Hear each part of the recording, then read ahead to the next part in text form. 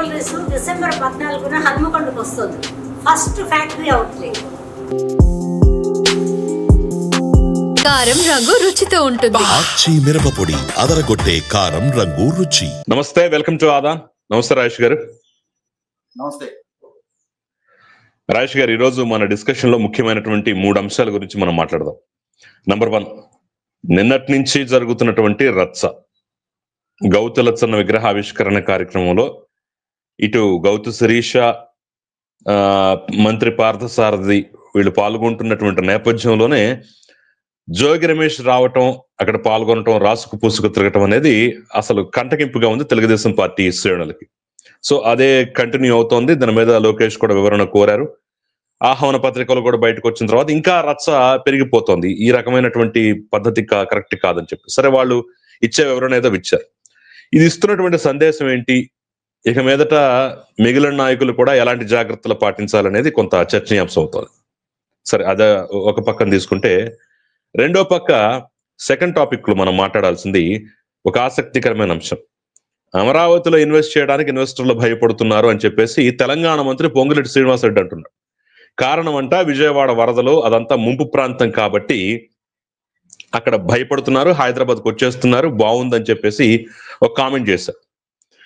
So దాని మీద కూడా విమర్శలు, నువ్వు జగన్మోహన్ రెడ్డి మనిషివి, ఆ పాటే పాడుతున్నావు, ఆ రోటికాడ పాటే పాడుతున్నావు అని చెప్పేసి పెద్ద ఎత్తున కామెంట్లు అయితే వస్తున్నాయి. సరే, వాస్తవాలంటే మనకు తెలుసు కాబట్టి మనం దాన్ని గట్టిగా తిప్పికొట్టే ప్రయత్నం అయితే చేద్దాం. ఇక థర్డ్ టాపిక్ విషయానికి వచ్చినట్లయితే, పేర్ని నాని ఇష్యూ. ఆయన ఎక్కడికి పారిపోలేదు, ఇంట్లోనే ఉన్నాడు, మిగతా వాళ్ళందరూ వచ్చి పరామర్శలు చేస్తున్నారని చెప్పేసి ఒక పక్క ఫోటోలు వస్తుంటే, లేదు లేదు అసలు బయటికి వెళ్ళిపోయాడు. మొత్తానికి తాజాగా లుకౌట్ నోటీసులు కూడా జారీ అయినట్టున్నాయి. అసలు ఆ ఇష్యూయే చాలా గందరగోళంగా ఉంది. ఎప్పుడు అరెస్ట్ అవుతాడా అనేటటువంటి పరిస్థితులు కూడా కనిపిస్తున్నాయి. సో ఏం జరుగుతుంది ఇప్పుడు? ఉదాసీనత, వీళ్ళందరూ మంత్రుల మీద వీళ్ళ మీద ఇంత ఉదాసీనంగా ఎందుకున్నారని చెప్పేసి కూడా అనేక కామెంట్లు వస్తున్నాయి. ఆగ్రహ జ్వాలలు కూడా వ్యక్తమవుతున్నాయి. సో అసలు ఎలా చూడాలి దీన్ని అనేది కూడా మనం మూడో టాపిక్ గా మాట్లాడే ప్రయత్నం చేద్దాం. సో ఫస్ట్ టాపిక్ ఈ గౌతు ఇష్యూ, గౌతు శిరీష ఇష్యూ, ఈ విగ్రహావిష్కరణ ఇష్యూ ఎలా చూడాలంటారు? ఇది ఇస్తున్న సందేశం ఏంటి అసలు? దాదాపుగా ప్రభుత్వం అధికార బాధ్యతలు చేపట్టిన నాటి నుంచి అంటే 5 సంవత్సరాల జగన్మోహన్ రెడ్డి గారి పాలనా హయాంలో తీవ్రమైన మానసిక వేదన, వేధింపులు, కేసులు, అరెస్టులు, అవమానాలు, ఆక్రమణలు, దాడులు, దౌర్జన్యాలకి గురైన తెలుగుదేశం శ్రేణులు, ప్రజలు ఎన్డీఏ కూటమిని అంటే ఒక రకంగా ఎవరికి వాళ్ళు ఇప్పుడు ఈ క్షణాన ఓటు వేసి ఎన్డీఏ కూటమి అధికారంలో తీసుకొచ్చుకోవడం ద్వారా జగన్మోహన్ రెడ్డి పాలనా పీడ నుంచి ఈ రాష్ట్రాన్ని విముక్తి చేసుకొని తీరాలి అని చెప్పనే ఒక లక్ష్యంతో పనిచేశారు. అలా పనిచేసిన క్రమంలో ఎన్డీఏ కూటమికి ఎటువంటి విజయం దక్కింది అనేది మనకు అందరికీ తెలిసిన అంశమే. ఇటువంటి పరిస్థితుల్లో ప్రధానంగా ఈ అవమానాలకి, వేధింపులకి, దాడులు, దౌర్జన్యాలకి, కేసులకి, అరెస్టులకి గురైన ఎన్డీఏ కూటమి శ్రేణులు ఖచ్చితంగా తమ ప్రభుత్వం అధికారంలోకి వచ్చిన నేపథ్యంలో తమల్ని ఈ విధమైన వేధింపులకు గురి చేసిన నాయకులని చట్టపరంగా చేయాలి, శిక్షించాలని కోరుకోవడం సహజం. అది అటువంటి కోరిక వారు వెలుబుచ్చడం అనేది కూడా ధర్మబద్ధమైంది. దాంట్లో తప్పు పట్టాల్సిన అంశమే లేదు. కాకుంటే చంద్రబాబు నాయుడు గారి నాయకత్వంలో ఉన్న ఎన్డీఏ కూటమి ప్రభుత్వం కక్ష సాధింపు చర్యలకు మేము పాల్పడము, తప్పు చేసిన వాళ్ళని ఉపేక్షించము, చట్టపరంగా తప్పుని ఎస్టాబ్లిష్ చేసి వాళ్ళ మీద చర్యలు తీసుకుంటాము అని చెప్పని వాళ్ళు ఒక నిర్దిష్టమైన అభిప్రాయంతో వాళ్ళు కొనసాగిస్తున్న నేపథ్యంలో శ్రేణుల్లో అయితే అసంతృప్తి మొదటి నుంచి వ్యక్తమవుతానే ఉంది. మమ్మల్ని ఇన్ని అవమానాలకు గురి చేసిన వాళ్ళు చాలా స్వేచ్ఛగా సంస్కృతున్నారు. వాళ్ళలో కొందరు ఎన్డీఏ కూటమి పార్టీలు పంచడం చేరుతా ఉన్నారు. మరి ఇవాళ వీళ్ళని చేర్చుకోవాల్సిన అవసరం ఏముంది అని తమ తమ నాయకత్వాల పట్లే అసంతృప్తి వ్యక్తం చేస్తున్న శ్రేణుల వైఖరి మనం స్పష్టంగానే చూస్తూ వస్తున్నాం. ఇటువంటి పరిస్థితుల్లో గత కొన్ని రోజులుగా ఇది ఇంకొంచెం ఇంటెన్సిఫై అయింది. ఈ ఒక రకమైన మనోవేదనగానే మారుతా ఉంది శ్రేణుల్లో. అంటే మనం కోరుకుని తెచ్చుకున్న ప్రభుత్వం ఇవాళ మన అభిప్రాయాన్ని పరిగణలోకి తీసుకోవడం లేదు అన్న క్రమక్రమంగా బలపడతాం. ఇటువంటి పరిస్థితుల్లో గత కొన్ని రోజులుగా చూసాం మనం. అల్లు అర్జున్ అరెస్ట్ అయ్యి అతను విడుదలైన సందర్భంగా చంద్రబాబు నాయుడు గారి స్థాయికి చంద్రబాబు నాయుడు గారు అల్లు అర్జున్ కి ఫోన్ చేసి పరామర్శ చేయడం తెలుగుదేశం శ్రేణులు జీర్ణించుకోలేకపోయాయి. ఎందుకంటే అక్కడ జరిగింది ఒక దుస్సంఘటన, విలువైన ప్రాణం పోయింది. అరెస్ట్ అయ్యి ఉన్నాడు, వెంటనే బెయిల్ రావడం జరిగింది, మరుసటి రోజు బయటకు రావడం జరిగింది. మరి గతంలో ఇంత సుదీర్ఘ రాజకీయ నేపథ్యం ఉన్న చంద్రబాబు నాయుడు గారి మీద అక్రమ కేసులు నమోదయ్యి ఆయన జైలు పాలైన సందర్భంలో కూడా కనీసం అల్లు అరవింద్ గారు అల్లు అర్జున్ లాంటి వాళ్ళు ఏమి స్పందించలా, జగన్మోహన్ రెడ్డి గారి ప్రభుత్వం పట్ల నిరసన తెలియజేయలా, చంద్రబాబు నాయుడు గారికి సంఘీభావం ప్రకటించాలి. అటువంటి పరిస్థితుల్లో ఎన్నికలలో నంద్యాల వైసీపీ అభ్యర్థి శిల్ప రవికి మద్దతుగా అల్లు అర్జున్ అక్కడ పర్యటించాడు అని మనకందరికి తెలిసిన సంగతి. అటువంటి అల్లు అర్జున్ కి చంద్రబాబు నాయుడు గారు ఫోన్ చేసి పరామర్శించాల్సిన అవసరం ఏంటి అని చెప్పని శ్రేణుల్లో కొంత అంతర్గతం జరుగుతూ ఉంది. ఇటువంటి పరిస్థితుల్లో మొన్న గుటవల్లేరు మండలం డోకిబరిలో రెడ్డి గారికి సంబంధించిన వారి ద్వారా నిర్మాణం చేయబడిన ఒక వెంకటేశ్వర స్వామి ఆలయానికి చంద్రబాబు నాయుడు గారు బ్రహ్మోత్సవాల్లో పాల్గొనడం, అది కూడా కొంత ఆక్షేపణగానే ఉంది. ఇంకా కృష్ణారెడ్డి, తర్వాత షిర్డీ సాయి విశ్వేశ్వరరెడ్డి వంటి వాళ్ళు, అదాని వంటి వాళ్ళు జగన్మోహన్ రెడ్డి గారి పాలనా హయాంలో వ్యాపార అవకాశాలు వాళ్లే దక్కించుకుంటున్నారు అని చెప్పని విమర్శిస్తూ ఉంటాము. ఇవాళ మళ్ళీ చంద్రబాబు నాయుడు గారి ప్రభుత్వం కూడా వాళ్ళతోటే కలిసి పయనిస్తా ఉంది అన్న అభిప్రాయం శ్రేణుల్లో బలపడతా ఉంది. ఇటువంటి పరిస్థితుల్లో ఇవన్నీ ఒకదానికి ఒకటి అక్యుములేట్ అవుతా ఉన్నాయి. వీటికి అన్నిటికీ పరాకాష్ఠగా మొన్న జరిగిన నూజివీడి నియోజకవర్గంలో జరిగిన గౌతు లచ్చన్న గారి విగ్రహావిష్కరణ కార్యక్రమం, గౌడ సంఘ ఆధ్వర్యంలో ఆ విగ్రహావిష్కరణ కార్యక్రమాన్ని ఆ కార్యక్రమంలో విగ్రహావిష్కరణ కోసం అని చెప్పని గౌతు లచ్చన్న గారి రాజకీయ వారసురాలు, కుటుంబ సభ్యురాలు, సొంత మనవరాలు గౌత శిరీష్ గారిని పలాస సభ్యులను ఆహ్వానించడం, అలాగే ఈ కార్యక్రమ రూపకల్పనకి కొనకల నారాయణ గారు ఆయన ఆధ్వర్యంలో ఈ కార్యక్రమం కాన్సెప్ట్లైజ్ అవడం, నూజివీడులో జరుగుతున్న ఈ కార్యక్రమానికి లీడ్ రోల్ లో అక్కడ స్థానిక శాసనసభ్యుడు, రాష్ట్ర మంత్రి పార్థసారథి గారు పాల్గొనడం, వీటన్నిటి నేపథ్యంలో ఈ కార్యక్రమంలో వైసీపీ పార్టీకి సంబంధించిన మాజీ మంత్రి జోగి రమేష్ కూడా ఈ తెలుగుదేశం నాయకులతో పాటు కలిసి ఆ కార్యక్రమంలో పాల్గొనడం అనేది తెలుగుదేశం శ్రేణుల మనోవేదన ఒక్కసారిగా బరస్ట్ అవడానికి, అంటే గత కొన్ని నెలలుగా అంటే కడుపు దించుకుంటే కాళ్ళ మీద పడుతుంది అన్నట్టుగా తాము కోరుకొని తెచ్చుకున్న ప్రభుత్వం, తమ నాయక పార్టీలు ఇవాళ ఇవన్నీ ఒకదానికొకటి అక్యుములేట్ అవుతా వచ్చి తెలుగుదేశం శ్రేణుల్లో గూడు కట్టుకున్న మనోవేదన గత కొన్ని నెలలుగా తమ పార్టీ, తమ ప్రభుత్వం, తమ నాయకత్వం ఈ విధంగా ప్రత్యర్థుల్ని కట్టడి చేయడంలో కొంత అలసత్వం ప్రదర్శిస్తున్నారు అన్న భావన. అదే సందర్భంలో ప్రత్యర్థులు తాము ఎవరితోటైతే రాజకీయంగా తీవ్రంగా విభేదించామో వాళ్ళు ఎన్డీఏ కూటమి పంచడం చేరి వివిధ పార్టీలలో జాయిన్ అవుతున్నారు అని చెప్పిన భావన, ఇటువంటివన్నీ ఒకదానికి కట్టుకుంటా ఉండి సహజంగా మనకు ఒక సామెత ఉంది కదా, పేదవాడి కోపం పెదవికి చేటు అని చెప్పని. అంటే సహజంగా కార్యకర్తలు పార్టీ క్షేమం దృష్ట్యా తాము ఎన్నుకున్న ప్రభుత్వ మనుగడ అంటే తమ పార్టీ గురించి తామే పదాన్ని పెట్టుకోకూడదనే ఉద్దేశంతో వాళ్ళ ఆవేదనని వాళ్ళలో వాళ్ళే దిగమించుకుంటా ఉంటారు. కానీ రాజేష్ గారు ఒక విషయం మనం ఖచ్చితంగా మాట్లాడుకోవాలి. ఈ గత కొన్నాళ్ళుగా మీరు చూస్తున్నారు, నేను చూస్తున్నాను, అందరం చూస్తున్నాము. ఎందుకో మరి అసలు ఎవరు పుట్టిస్తున్నారో అర్థం కావట్లేదు, దానికి లాజిక్ ఏంటో అర్థం కావట్లేదు. ఈ జోగి రమేష్ అనే వ్యక్తి టీడీపీలోకి వస్తున్నాడు అని చెప్పేసి అసలు ప్రతి ఛానల్లోనూ ఇదే గొడవ అయిపోయింది, ప్రతి ఛానల్లోనూ ఇదే రచ్చ అయిపోయింది. ఆ లీకులు కూడా అలాగే ఉండిపోతున్నాయి, ఆ ప్రచారం కూడా అలాగే జరిగిపోతుంది. అసలు ఎక్కడా ఇది మరి ఎంత దిగజారిపోతుందా టీడీపీ అనేటటువంటి పరిస్థితి కూడా వస్తుంది. కానీ ఎక్కడో ప్రతిరోజు ఇదే చర్చ, ఏదో ఒక లైవ్ లో, ఏదో ఛానల్లో, ఏదో పేపర్లో చూస్తూనే ఉన్నాం. ఎందుకంటారు ఇలాంటి ప్రచారాలు? ఎవరు చేస్తున్నారు ఇదంతా?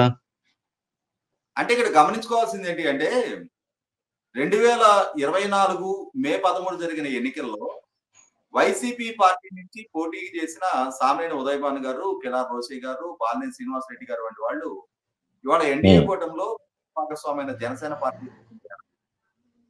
అలాగే కొందరు రాజ్యసభ సభ్యులు తెలుగుదేశం పార్టీలో చేరటం, వాళ్ళు తిరిగి మళ్ళీ తెలుగుదేశం పార్టీ నుంచి ఎంపిక అవడం, ఇవన్నీ చూసిన తర్వాత ఏమవుతుందంటే ఎవరు ఏ రోజు ఏ రాజకీయ పార్టీలో జాయిన్ కాబోతారు అనేది పెద్ద ఆశ్చర్యంగా అనిపించలా.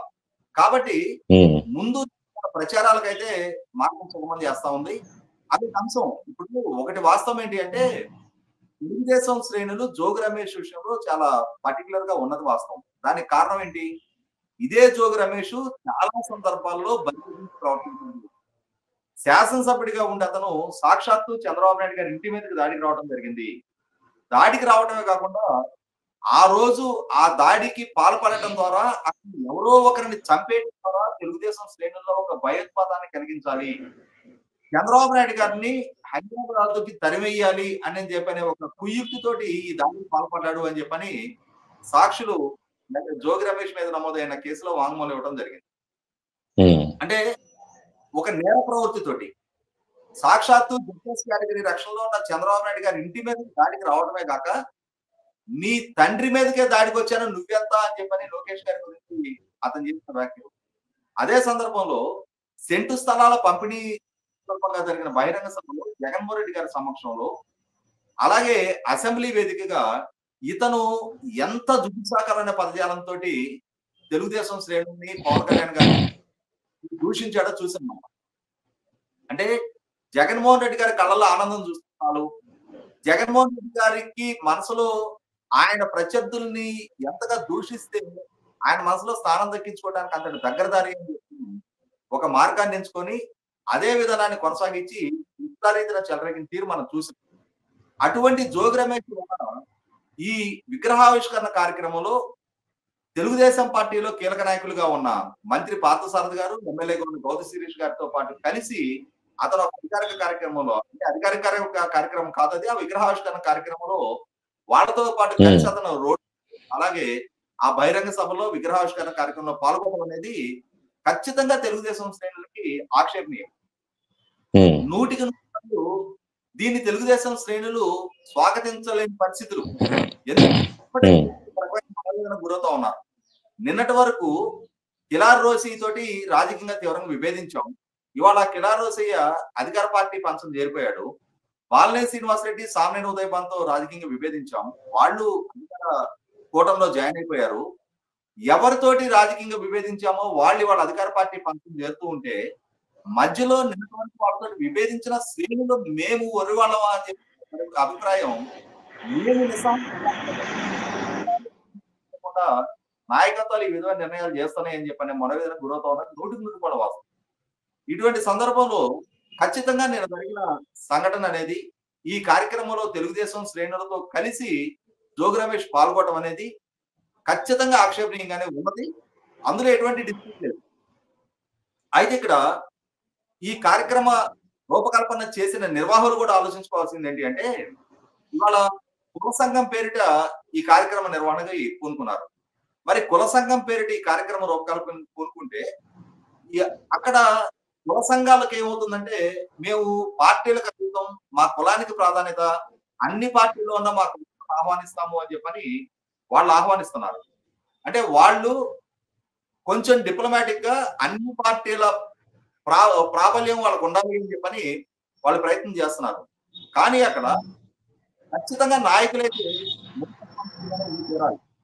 ఇటువంటి కార్యక్రమంలో పాల్గొనే సందర్భంలో వాళ్ళు ఖచ్చితంగా ఇటువంటి జోగి రమేష్ లాంటి వాళ్ళతో కలిపి ఇప్పుడున్న పరిస్థితుల్లో 100% కార్యకర్తలు ఆ విధంగా స్పందించారంటే దాన్ని తప్పట్టాల్సిన అవసరం కూడా లేదు. అయితే ఇక్కడ ఈ జరిగిన సంఘటన పట్ల తెలుగుదేశం నాయకత్వం కూడా ఆ కార్యక్రమంలో పాల్గొన్న పార్థసారథి గారిని, శిరీష్ గారిని వివరణ అడగడం జరిగింది. వాళ్ళు కూడా వాళ్ళ వైపు నుంచి వివరణ ఇవ్వడం జరిగింది.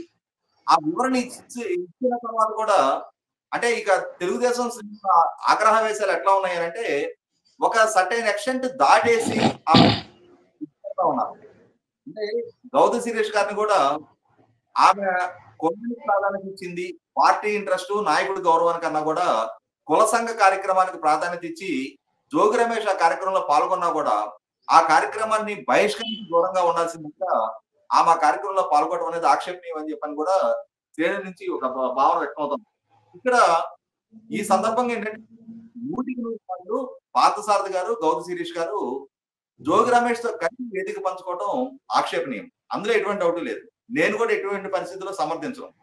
కానీ ఇక్కడ గౌతు శిరీష్ గారి వ్యక్తిత్వాన్ని హననం చేస్తూ పోస్టులు పెడుతున్న కొద్ది మంది, అందరికందరూ ఆ విధమైన వ్యక్తిత్వ హనానికి పాల్పడలేదు. కానీ కొద్దిమంది పాల్పడుతున్న వాళ్ళకి నాదొక సూచన ఏంటి అంటే, పార్థసారథి గారు ఈ మధ్య తెలుగుదేశం పార్టీలోకి వచ్చారు.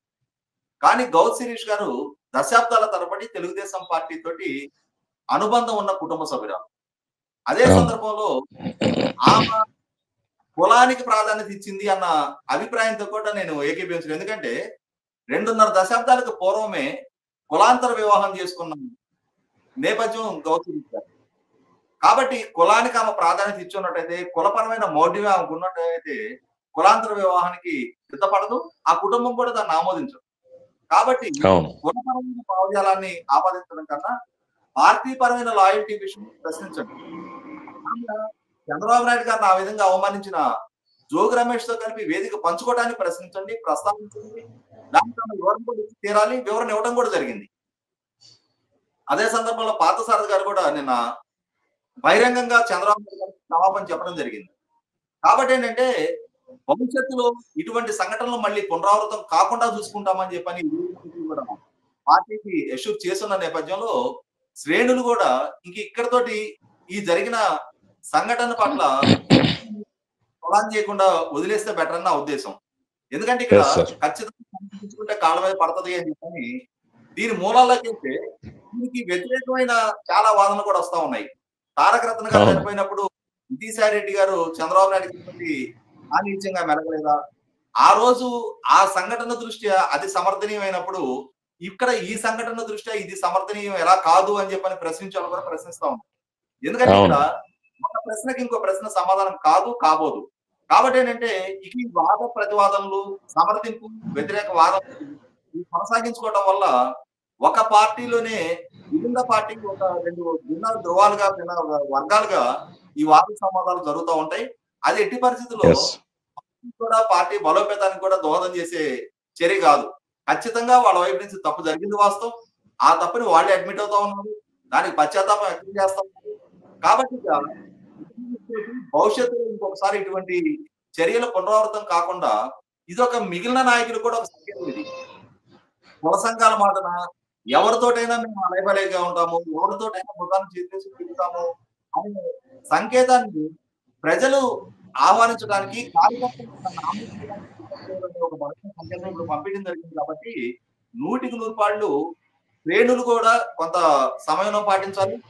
నాయకత్వం కూడా వాళ్ళకి ఒక హెచ్చరిక జారీ చేసి మిగిలిన శ్రేణులు కూడా ఒక సంకేతం పంపించడం అనేది అంటే దీని ద్వారా రాష్ట్రంలో ఉన్న మిగిలిన నాయకులకు కూడా భవిష్యత్తులో చర్యలకి ఏ నాయకుడు ఏ సందర్భంలో కూడా పాల్పడకుండా, ఇటువంటి కార్యక్రమాల్లో కలిసి పాల్గొనకుండా సరైన సంకేతం ప్రజలకి చేర్చే విధమైన రాజకీయాన్ని కొనసాగిస్తారని చెప్పని ఆశిద్దాం. Yes sir. ఇక మనం సెకండ్ టాపిక్ లోకి వెళ్తే, పొంగులేటి శ్రీనివాసరెడ్డి వ్యాఖ్యలు. అమరావతి అక్కడ రావటానికి, ఇన్వెస్ట్ చేయడానికి ఇన్వెస్టర్లు భయపడుతున్నారు అనేటటువంటి విధంగా, కారణం అంట వరదలంట, ముంపు ప్రాంతం అంట అని చెప్పేసి జగన్మోహన్ రెడ్డి భాషనే ఈయన కూడా ప్రయోగిస్తున్నాడు, మాట్లాడుతున్నాడు అనేది చాలా స్పష్టంగా తెలుస్తోంది. సో ఆదిలోనే ఇలాంటివి తుంచి పడేయాల్సినటువంటి అవసరం అయితే ఎంతో ఉంది.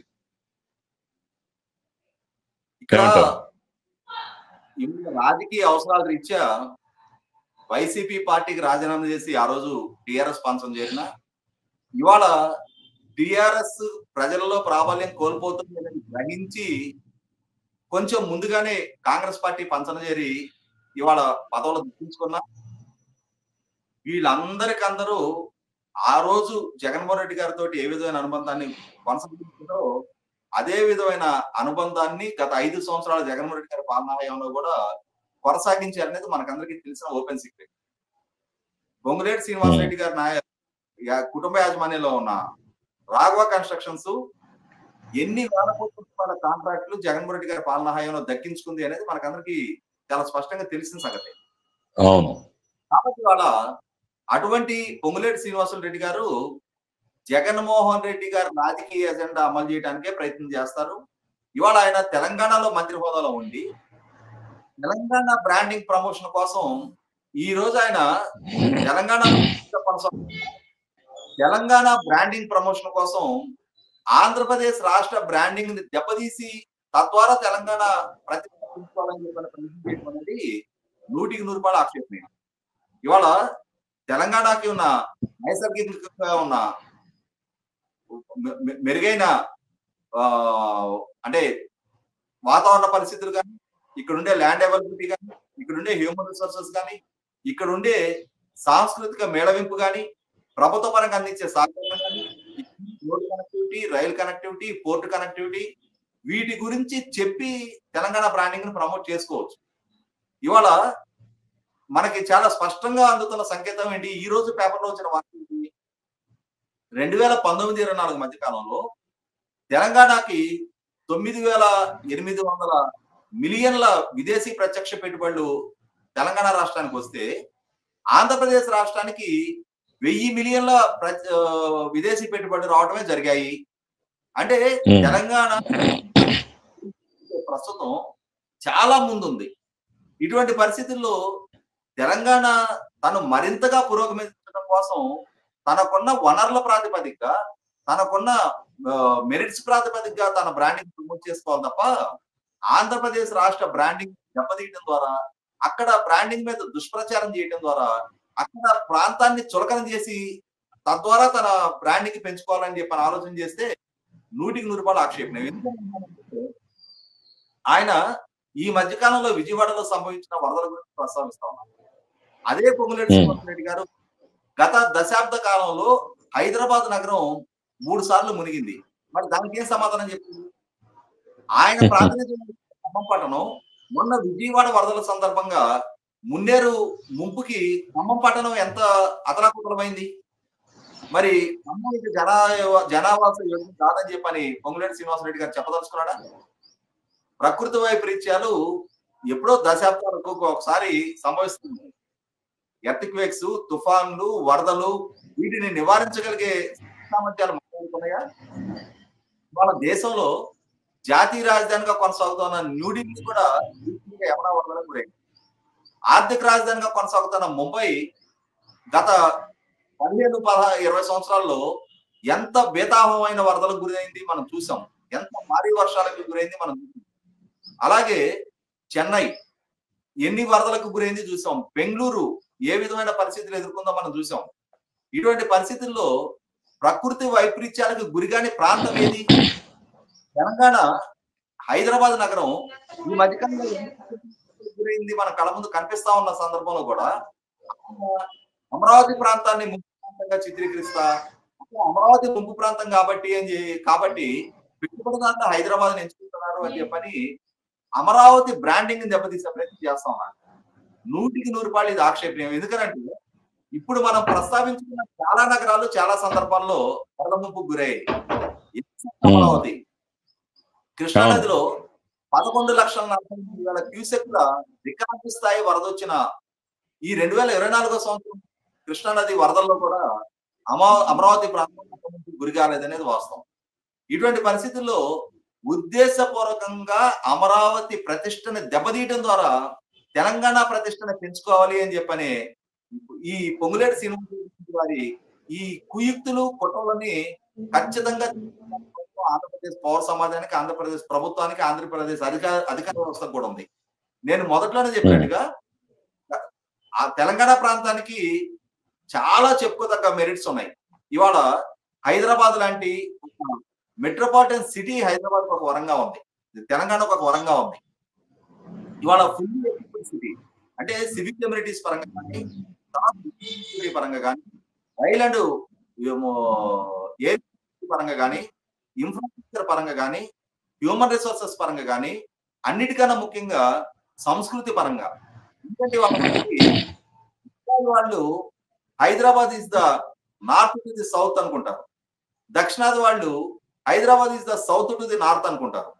అంటే ఇరు ప్రాంతాల ప్రజలకి కూడా ఆమోదయోగ్యమైన సంస్కృతి, ఎవరైనా ఇక్కడ మింగిలవగలిగే సంస్కృతి, ఎవరికి కొత్తదనం అనిపించని సంస్కృతి, అన్నిటికన్నా ముఖ్యంగా కాస్ట్ ఆఫ్ లివింగ్ పరంగా కూడా హైదరాబాద్ వాళ్ళ దేశంలో ఉన్న మిగిలిన మెట్రోపాలిటన్స్ తో కంపేర్ చేస్తే లివబుల్ కండిషన్ లో ఉన్న ఒక నగరం తెలంగాణకు ఉంటే దీని మెరిట్స్ ప్రాతిపదిక తెలంగాణని ప్రమోట్ చేసుకోవాల్సిన దగ్గర అమరావతి కొత్తగా సైసౌదంగా ఉన్న రాజధాని, ఉమ్మడి రాష్ట్రం నుంచి అక్కడ ప్రజల అభిష్టానికి భిన్నంగా విభజన జరిగిన రాష్ట్ర రాజధాని, కొత్తగా పురుడు పోసుకుంటున్న రాజధాని, అటువంటి రాజధానిని ఆదిలోనే చంపేయాలని చెప్పని ఆలోచన చేయడం అనేది విధమైన ప్రచారానికి బాధ్యత కలిగిన ప్రజాప్రతినిధులుగా ఉన్న వాళ్ళు, ప్రభుత్వంలో కీలక భాగస్వాములుగా అధికారంలో అనుభవిస్తున్న వాళ్ళు ఆ విధమైన చర్యలకు ఉపక్రమించడం అనేది 100% ఆక్షేపణీయం. ఖచ్చితంగా పొంగులేటి శ్రీనివాసరెడ్డి గారు లాంటి జగన్మోహన్ రెడ్డి గారి ఎజెండాలో భాగంగా పొంగులేటి శ్రీనివాసరెడ్డి గారు వంటి నాయకులు జగన్మోహన్ రెడ్డి గారి రాజకీయ ఎజెండాలో భాగంగా ఈ విధంగా వ్యక్తం చేస్తున్నారని చెప్పని మనం భావించి తీరాల్సిన అవసరం ఉంది తప్ప ఇటువంటి వ్యాఖ్యలు తెలంగాణ ప్రాంతానికి ఏదో లబ్ధి చేకూర్చే విధంగా వాళ్ళు ఈ వ్యాఖ్యలు చేశారని అనుకోవడానికి లేదు. తెలంగాణ సమాజం కూడా ఇటువంటి వ్యవహార శైలిని స్వాగతించడానికి ఎట్టి పరిస్థితులకు వాళ్ళు కూడా సిద్ధంగా ఉండరు. అంటే పక్కాడిల్లు కూల్చి మన ఇంటికి పునాదులు నిర్మాణం చేయాలనే భావన ఎట్టి పరిస్థితుల్లో తెలంగాణ ప్రభుత్వ సమాజానికి కూడా ఉండదు. దాన్ని గమనించి తమ గౌరవాన్ని కాపాడుకునే దిశగా ఇక్కడ నాయకత్వం ఉండాలి తప్ప తమను తాము కుంచింపజేసుకుంటా ఇటువంటి సంస్కారహీన స్టేట్మెంట్లు ఇవ్వడం ద్వారా 5 కోట్ల మంది ప్రజల మనోభావాలని గాయపరిచే అధికారం, హక్కు పొంగులేటి శ్రీనివాసరెడ్డి గారికి లేదనేది వాస్తవం. ఎందుకంటే ఇవాళ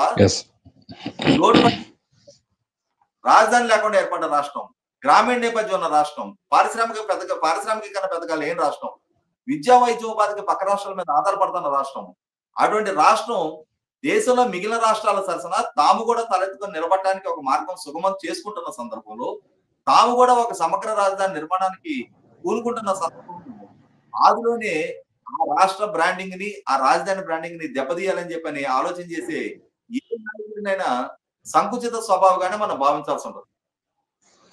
ఎస్ సార్, ఇక ఫైనల్ గా మనం మాట్లాడదాం పేరుని నాని ఇష్యూ. ఆయన మీద తాజాగా లుకౌట్ నోటీసులు కూడా జారీ అయ్యాయి. అరెస్ట్ ఎప్పుడు అని చెప్పేసి అందరూ ఎదురు చూస్తున్నారు. తాజాగా కొన్ని ఫోటోలు బయటకు వచ్చాయి. ఆయన ఎక్కడికి పోలేదు, పారిపోయాడు అంటున్నారు పోలీసులు. కానీ ఇంట్లోనే ఉన్నాడు హ్యాపీగా. అప్పిరెడ్డి వంటి వాళ్ళు, మిగతా వాళ్ళందరూ వచ్చి హ్యాపీగా కబుర్లు చెప్పుకుంటున్నారు, పలకరిస్తున్నారు అని చెప్పేసి కూడా కొన్ని ఫోటోలు అయితే మనకు బయటకు వచ్చాయి. ఎలా చూడాలి అసలు ఈ ఇష్యూని?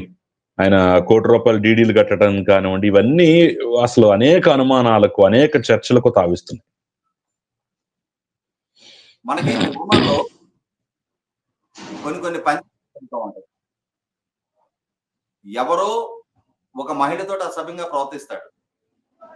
ఆ ప్రవర్తించిన అంశం కొంతమంది ఏమో డైరెక్ట్ పోలీస్ స్టేషన్కి వెళ్ళి కంప్లైంట్ చేస్తారు. కొంతమంది ఏం చేస్తారంటే ఊళ్ళో ఉన్న పెద్దలకు చెప్తారు, పలానా వ్యక్తి మా కుటుంబ సభ్యురాలైన మహిళతో ఈ విధంగా అసభ్యంగా ప్రవర్తించారు.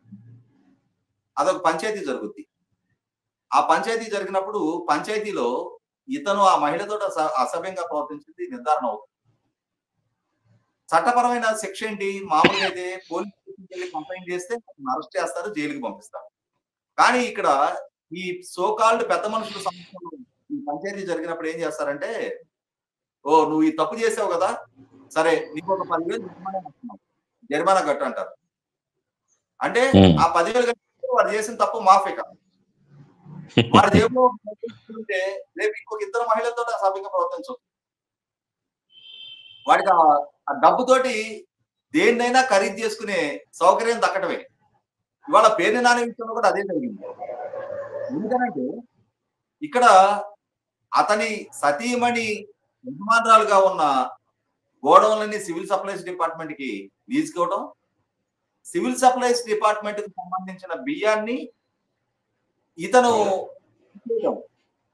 అంటే ఇక్కడ గమనించుకోవాల్సింది ఏంటి, వాళ్ళు వాళ్ళ గోడౌన్ లీజుకి ఇచ్చారు, కానీ అందులో ఉన్న బియ్యం మీద మాత్రం వీళ్ళే పెత్తనం చేస్తూ వచ్చారు. ప్రభుత్వానికి లీజుకి ఇచ్చి ప్రభుత్వ బియ్యం మీద వీళ్ళ అజమాయిషి ఏంటి? అసలు ఏ అధికారంతో ప్రభుత్వ గోడౌన్లో ఒకసారి లీజ్ కంటే ఇచ్చి రెంట్ తీసుకోవడం మొదలు అది ప్రభుత్వం ఆస్తి. ఆ లీజ్ పీరియడ్ ఉన్నంత వరకు ప్రభుత్వ ఆస్తిగానే పరిగణించాలి కదా, ప్రభుత్వ బియ్యం ఉన్నాయి కదా. దాన్ని వీళ్ళు ఎలా మిస్యూజ్ చేయగలిగారు, ఎలా బయటికి తీసుకెళ్ళగలిగారు? ఖచ్చితంగా అధికార వ్యవస్థ సహకారం ఉందనేది వాస్తవం. 180 టన్నులు మిస్యూజ్ అయ్యాయి, బయటికి తరలించబడ్డాయి అని చెప్పని నిర్ధారణ అయిన తర్వాత పేర్ని నాని గారి ఆదేశాలతోటి వాటిని తరలించాము అని చెప్పని సిబ్బంది చెప్పిన తర్వాత, ఇక్కడ కేసు నమోదు కాబోతుందని చెప్పని వార్తలు వచ్చిన తర్వాత అప్పుడు ఏసీ గారికి ఒక లేఖ రాశారు. ఈ బియ్యం కొలతల్లో తేడా వచ్చినట్టు మాకు నిర్ధారణ అవుతా ఉంది, మాకు తెలుస్తా ఉంది, కాబట్టి ఆ నష్టపరిహారం మేము కడతాము అని చెప్పని. గుమ్మడికాయల దొంగ ఎవరంటే భుజాలు అనుకున్నట్టుగా మీరెందుకు నష్టపరిహారం కడతానని చెప్పని లేఖ రాశారు అంటే ఖచ్చితంగా ఆ బియ్యం తరలింపజేసింది మీరే. జగన్ 30 ఏళ్ళు అధికారంలో కొనసాగుతాడు. పేరు నాని గారు లేకపోతే వాళ్ళ కొడుకు కిట్టు రాబోయే ఎన్నికల్లో కూడా, అంటే మనం గడిచిన ఎన్నికల్లో కూడా వాళ్ళే నెగ్గుతారనే ఒక అతిశయమనాలా అత్యాసనాలో దాంతో ఇవన్నీ మన బియ్యమే, మన కోసమే ఇక్కడ ఈ గోడౌన్లో పెట్టబడ్డాయి అని చెప్పని. ఇక్కడ ఒక ప్రపోజల్ ఏంటి అంటే, ఒక ఎంపీటీసీగా ఒక మండలంలో కంటెస్ట్ చేయాలి అని అంటే ఆ మండలంలో రిజిస్టర్ అయిన కాంట్రాక్టర్ ఎంపీటీసీగా కంటెస్ట్ చేయడానికి వీల్లేదు. ఇప్పుడు మనం కొన్ని వ్యాపార సంస్థల్లో కొన్ని ప్రకటనలు చూస్తూ ఉంటాం, కొన్ని టెండర్లు పిలుస్తారు, వాళ్ళు వెండర్స్ అని వాళ్ళని ఇన్వైట్ చేస్తారు సప్లైస్. ఆ క్లాస్ ఉంటది, ఈ సంస్థలో పనిచేసే సిబ్బంది కానీ వాళ్ళ బంధువులు కానీ ఈ టెండర్ లో పాల్గొనడానికి వీల్లేదు అని చెప్పాలి. ఎందుకంటే వాళ్ళు ఆల్రెడీ సంస్థలో పనిచేస్తారు, ఇంటర్నల్ సమాచారం వాళ్ళకి తెలుసు, టెండర్ ఎంత స్థాయిలో ఆమోదం పొందొచ్చు ఇట్లాంటి సమాచారం వాళ్ళకి తెలుసు. కాబట్టి వాళ్ళు ఈ సంస్థతో వ్యాపార లావాదేవీలు చేయడానికి వీల్లేదు అని చెప్పని ఆ టెండర్ క్లాస్ లోనే ఉంటుంది. అలాగే ఇందాక నేను చెప్పినట్టుగా ఒక మండలంలో రిజిస్టర్డ్ కాంట్రాక్టర్ అయి ఉంటే ఆ మండలానికి ఎంపీపీగా కానీ ఎంపీటీసీగా కానీ కంటెస్ట్, అంటే ఎంపీటీసీ నుంచి ఎంపీపీ అని ఎలక్ట్ అవుతారనుకో, ఎంపీటీసీగా కంటెస్ట్ చేయడానికి. అలాగే ఇవాళ శాసనసభ్యులుగా ఎన్నికైన వాళ్ళు ప్రభుత్వంతో ఆర్థిక పరమైన లావాదేవీలు జరపకూడదని చెప్పని ఒక నియంత్రణ తీసుకురావాలి.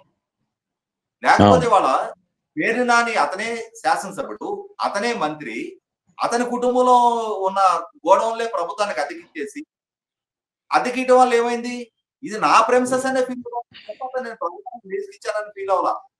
ఈ ప్రెమిసెస్ లో ఉన్నాయని నాయని భావించింది కాబట్టి ఆ బియ్యాన్ని అధ్యక్షగా బయటకు తరలించి అమ్ముకున్నాడు.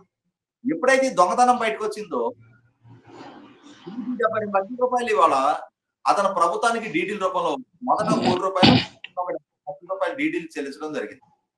ఇక్కడ గమనించుకోవాల్సింది ఏంటి అంటే, అతని వైపు నుంచి ఎవరైనా తీసుకోవాల్సిన మొట్టమొదటి 1,70,00,000 రూపాయలకు సోర్స్ ఏంటి? మన రీసెంట్ గా వాళ్ళ కొడుకు కంటెస్ట్ చేశాడు.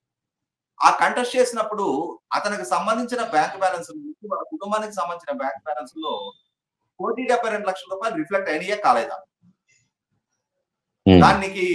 దీనికి సోర్స్ ఏంటి? ఇది మొట్టమొదటి నిర్ధారణ తీసుకోవాల్సిన అవసరం ఉంది. అలాగే నేను తప్పు చేసినందుకు ఇప్పుడు నేను డబ్బుతో మాఫ్ చేసుకుంటాననే వైఖరిని కూడా ఎట్టి పరిస్థితులు ఎంటర్టైన్ చేయడానికి వీల్లేదు. డబ్బు ఖచ్చితంగా కేసు కథం లైబులే. మరి దాంట్లో ఏ విధంగా అదే కళ్ళ ముందు కనిపిస్తున్నా గానీ అతను పారిపోయాడు. ఇప్పటికే అధికార వ్యవస్థ నుంచి చాలా అనీదీన అడ్వాంటేజ్ అతనికి దక్కుతా ఉంది. ఇప్పటికీ అతనికి సపోర్ట్ చేస్తా ఉన్నారు. ఇప్పటికీ అతని మీద కేసు నమోదు చేసి కష్టంలో తీసుకోవాలి. కొంత సమయం సపోర్టు ఇక్కడ గమనించుకోవాల్సింది ఏంటి అంటే, ఇప్పటికీ ఆ గోడౌను పేరు నాని గారు సతీమణి పేరిట ఉంది కాబట్టి కేసు బుక్ అయితే అరెస్ట్ ఆమవుతుంది కాబట్టి పేరు నాని ఈ మాత్రమైనా ముందుకు వచ్చి నేను డబ్బులు కడతానని ముందుకు వచ్చాడు. అదే తన పేరిటో తన కొడుకు పేరిటో లేదా తన బినామీల పేరిటో ఉన్నట్టయితే ఏ మాత్రం బాధ్యత తీసుకోవడానికి అతను సిద్ధపడి ఉండేవాడు కాదు. ఇప్పుడు సమస్య తెగేదాకా లాగితే తన సతీమణి జైలుకి వెళ్లాల్సిన పరిస్థితులు ఉత్పన్నం అవుతాయి. కాబట్టి ఇవాళ ఈ మాత్రం స్పందన అతని నుంచి ఎక్కువగా ఉంది. కానీ దీన్ని కూడా ఎంటర్టైన్ చేయాల్సిన అవసరం లేదు. వాళ్ళు చేసిన తప్పుకి జరిమానా వసూలు చేయాల్సిందే. అలాగే కేసు నమోదు చేసి అతను అరెస్ట్ కూడా చేస్తే రాసింది. థ్యాంక్ యూ రాజేష్ గారు, థ్యాంక్ యూ వెరీ మచ్ అండి.